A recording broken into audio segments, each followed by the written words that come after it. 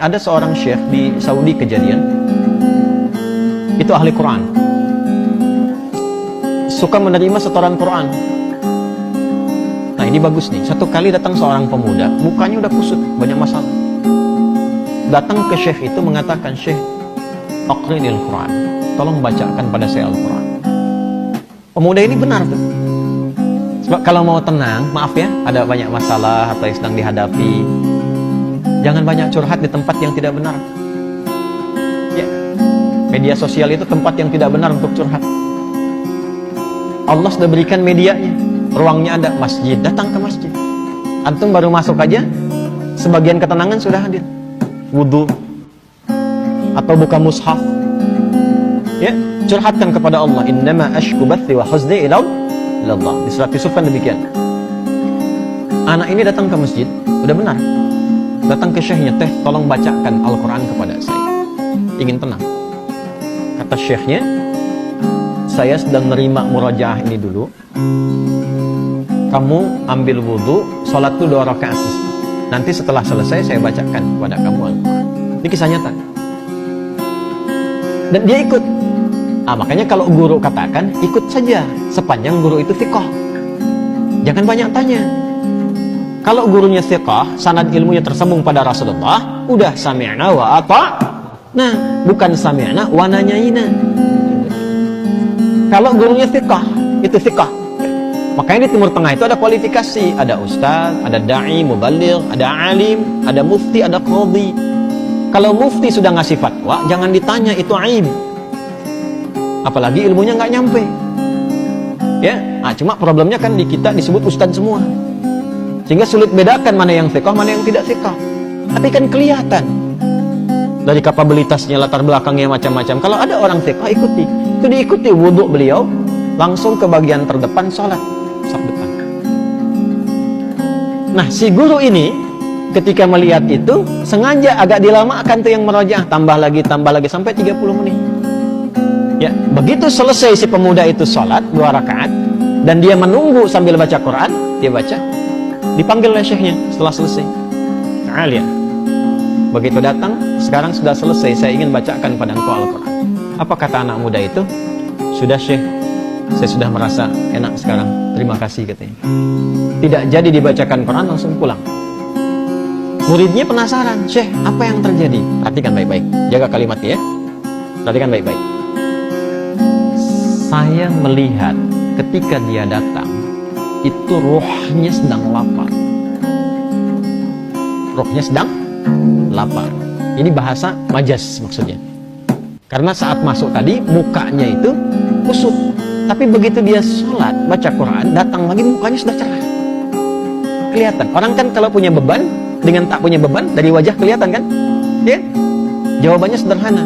Saya melihat rohnya sedang lapar.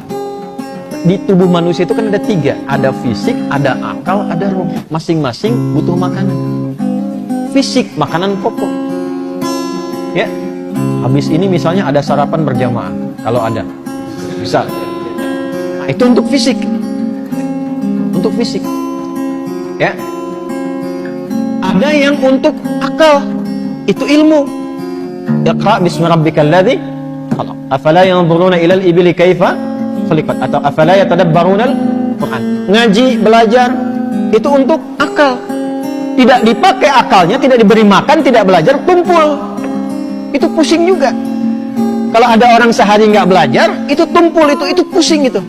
Makanya kalaupun tidak belajar, Allah tanamkan di telinga dan matanya supaya mendengar dan melihat, supaya ilmunya terisi. Jadi mendengar itu ada pengetahuan, melihat itu ada ilmu. Anak-anak jangan diperlihatkan yang tak penting, Bu, karena jadi ilmu awal untuk dia. Orang tua bicara kasar, pendengar anak ditiru karena ilmu dari situ. Yang pertama diberi itu pendengaran. Setelah itu tajam penglihatan. Apa yang dilihat, yang didengar, itu yang jadi ilmu. Nah, kita yang sudah baligh menyiapkan waktu ngaji seperti ini. Tapi kalau anak-anak tuh mendengar. Saya waktu malam Jumat tuh masih ngisi itu offline. Itu pernah satu kali mengajar, ada anak jalan, tuh bahagia mereka. Itu dunia anak-anak memang begitu. Jalan, ngobrol, naik ke pintu, bangku didorong-dorong, gitu kan? Anak-anak ya, ingat, anak-anak tuh.